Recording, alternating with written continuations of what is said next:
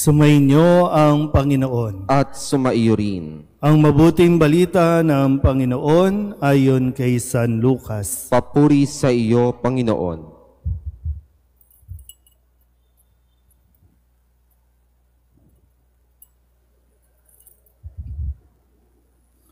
Noong panahong iyon, ang mga publikano at ang mga makasalanan ay nagsisilapit upang makinig kay Jesus. Nagbulong-bulungan ang mga Pariseo at ang mga iskriba. Ang sabi nila, ang taong ito'y nakikisalamuha sa mga makasalanan at nakikisalo sa kanila. Kaya't sinabi sa kanila ni Jesus ang talinghagang ito. Isang tao ang may 2 anak na lalaki. Ang wika ng bunso, Ama, ibigay na po ninyo sa akin ang mamanahin ko. At binahagi sa kanila ng ama ang kanyang ari-arian. Pagkalipas ng ilang araw, ipinagbili ng bunso ang kanyang ari-arian at nagtungo sa malayong lupain, taglay ang buo niyang kayamanan. At dooy nilustay na lahat sa diwastong pamumuhay. Nang malustay na niya ang kanyang kayamanan, nagkaroon ng matinding tagutom sa lupaing yaon at nagdalita siya.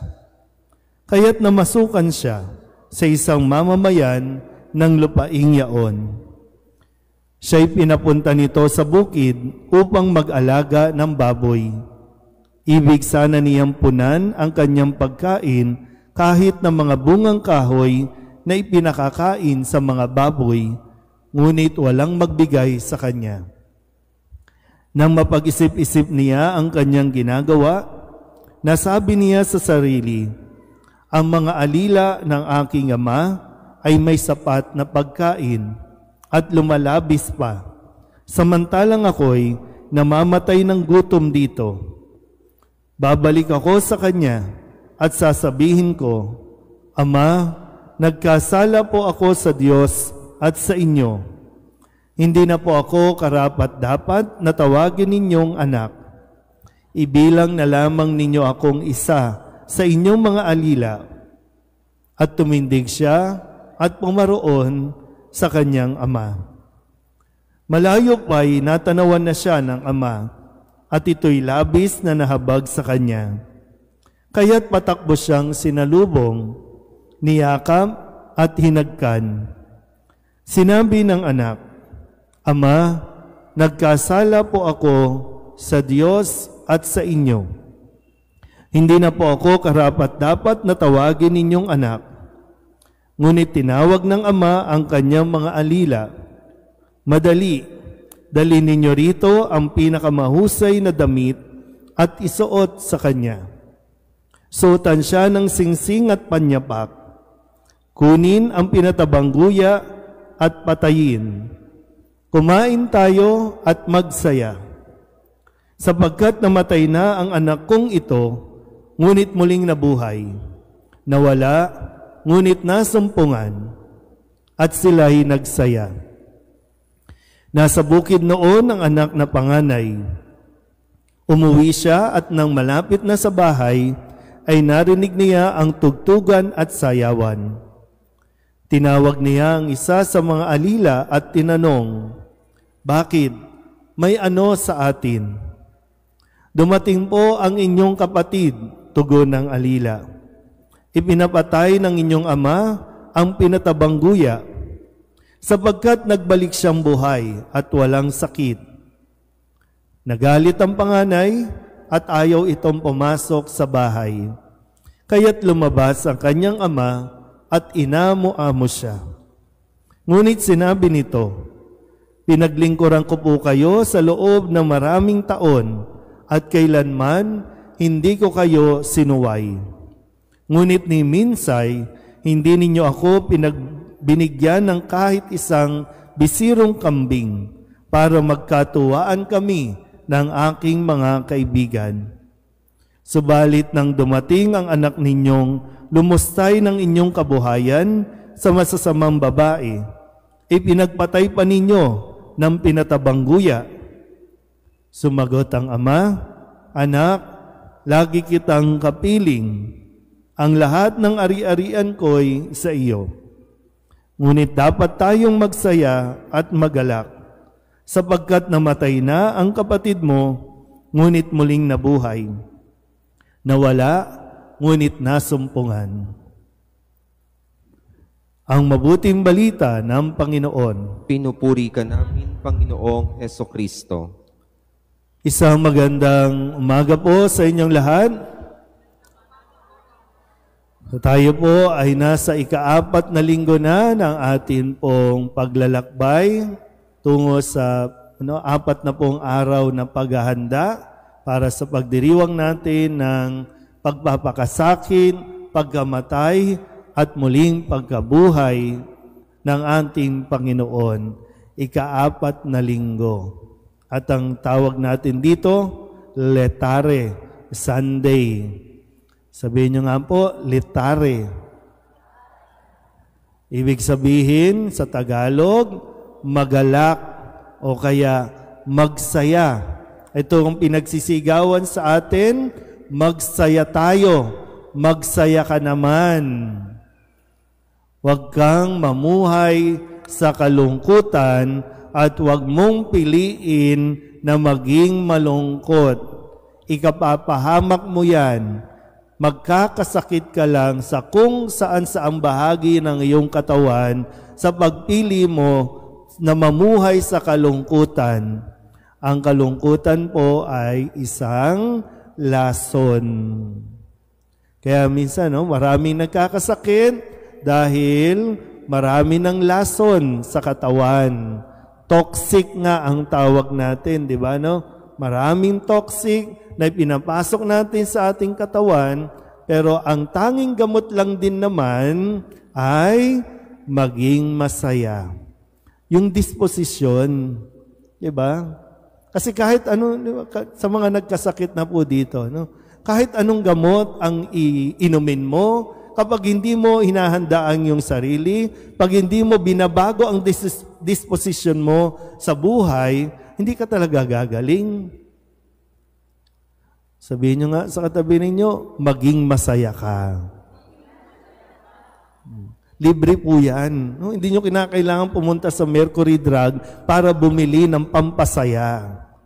Kasi desisyon dapat yan na dapat mong ginagawa araw-araw. Hindi naman nawawala yung problema, pero wag mong hayaan na ang problema ang umubos ng iyong kaligayahan.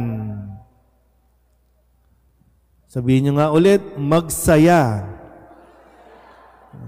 Maraming dahilan para maging masaya. Huwag mong hanapin at huwag mong tingnan yung mga nagpapalungkot lang sa iyo. Sa ating ebanghelyo, binibigay sa atin yung talinghaga, kwento ng bawat pamilya.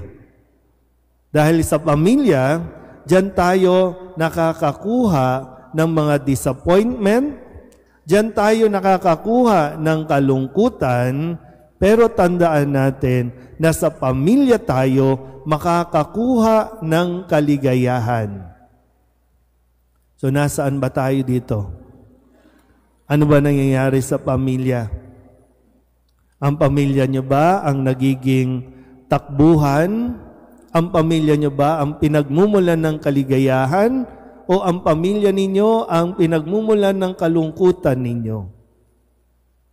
Tandaan nyo po ibinigay ng Diyos ang pamilya para maging daluyan ng pagpapatawad, daluyan ng pagtanggap, daluyan ng pagsisisi. Kung diyan ka nasaktan, diyan ka rin magiging masaya. So maraming itinuturo sa atin dito. Tingnan natin Yung kwento, mayroong dalawang anak, Yung isa, kinuha ang mana, nilustay, nagpakasasa, nagpakaliwaliw, at kung ano-ano mga bisyo ang ginawa hanggang sa maubos ang kanyang mana. ang kanyang pera. Dahil naubos na, wala na siyang makain. Wala nang tumatanggap sa kanya, wala nang nakikipagkaibigan sa kanya. At kahit pagkain na pangbaboy, hindi binibigay sa kanya. Ganun na katindi. Pwede ba nating sabihin na buti nga sa kanya? Yan ang napala niya. No? Ang yabang-yabang kasi niya. No? Binastos niya yung tatay niya. Dahil buhay pa, kinuha na yung mana. Dapat lang sa kanya yan. Pero dito po sa kwento, na-realize niya, nagkamali siya. At dito, binalak niya na bumalik, magsisi, humingi ng tawad sa kanyang kasalanan.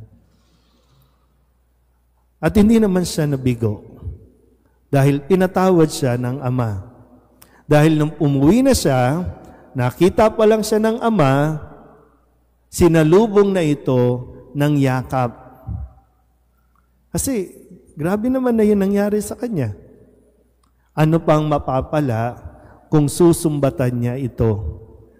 Ano pang mapapala kung ipamumukha niya yung kanyang ginawa? Nadapa na nga eh. Pero ang mahalaga sa kanya, doon sa tatay, nagbabalik ang anak. Yun lang ang importante. Nagbabalik. Pero, yung isang anak naman ay ayaw pumasok ng bahay. Masaya na yung bunso, masaya na yung ama, masaya na lahat sa paligid, itong panganay malungkot. Ayaw niyang tanggapin ang pagbabalik ng kanyang kapatid. Kung halimbawa, kayo po ito, papasok ka ba at makikipagsaya o mag-iinarte ka din at doon ka lang sa labas ng bahay? Sa tingin niyo po, kung kayo ang nasa kwento, paano mo ba tatapusin ito?